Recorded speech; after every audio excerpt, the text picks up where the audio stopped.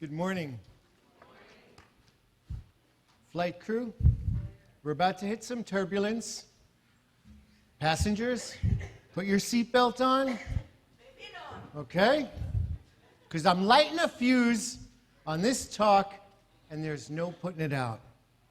Church, our life proceeds from ideas. Okay? Ideas create our life. Large ideas work out in large experiences in our life. Our life never reaches higher than the idea that we can embrace in our mind. So if we desire change, if we seek a life bigger tomorrow than the life we have today, if we need a financial breakthrough in an area of our life, then we begin with a bigger idea today. So I ask, what is the largest idea that you can embrace? What is the largest idea about your health that you can embrace right here and right now? What is the largest idea about money and finances that your desire inside you calls out for? Is the biggest idea, just let me get my bill paid this month?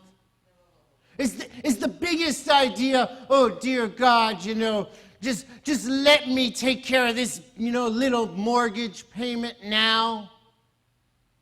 Or is the idea more profound? Is it spiritual? Is it deep? Does it transcend the appearance of the situation today? Ultimately, I ask you, is it a God idea?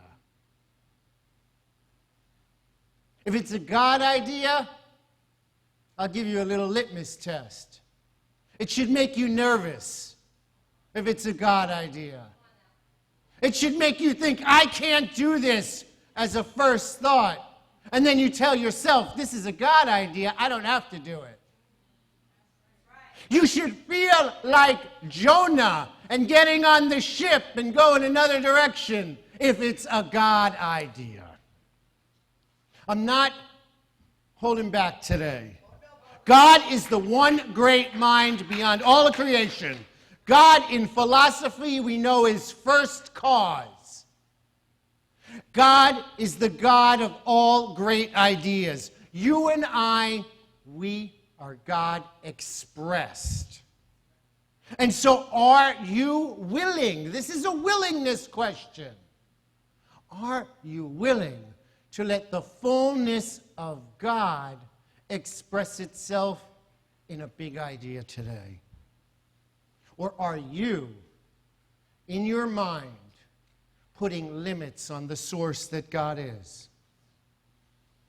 Listen to me. Come close. I got it. Come here. You hear me? I want this to be remembered. If you remember anything today, I need everyone in the sound of my voice to remember this. People in this spiritual community should never think or talk negatively about their finances. Are you hearing me?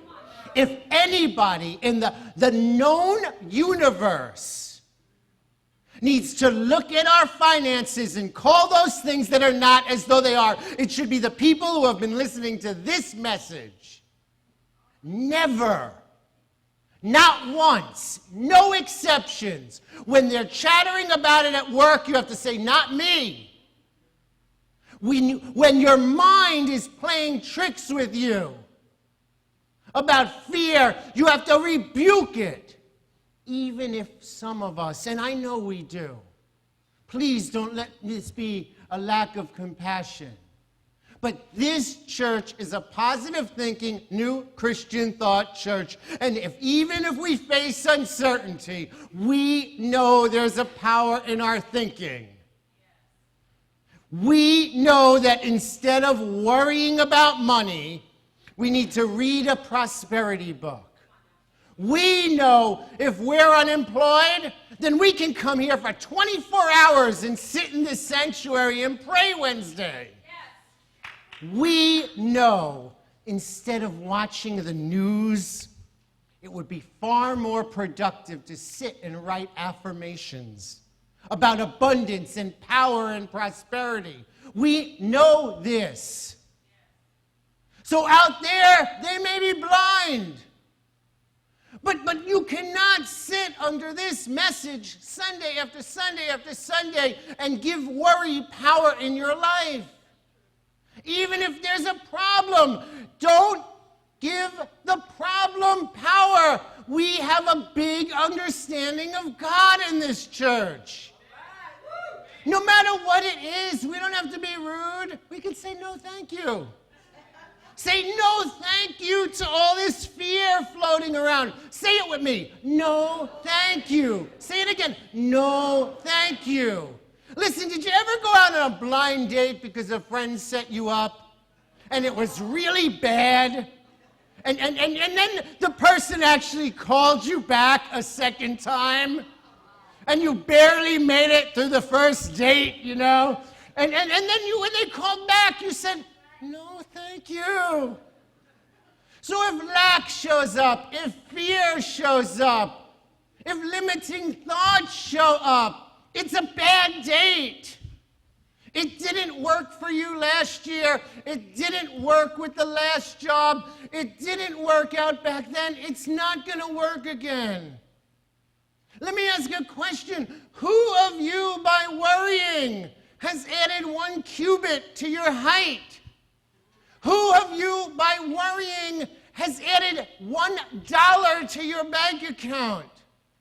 It's the opposite. What happens is we worry and prosperity goes the other way. We are committed to spiritual liberation for 12 weeks now.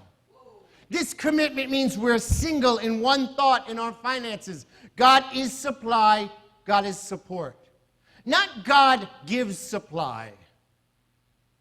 God is the quality of supply, and the way God works in our life is through divine ideas. Ideas are the richness of all creation. We can have an idea of gratitude constantly for the health and the plenty and the peace of mind that we have. And the idea vibrates into our known life.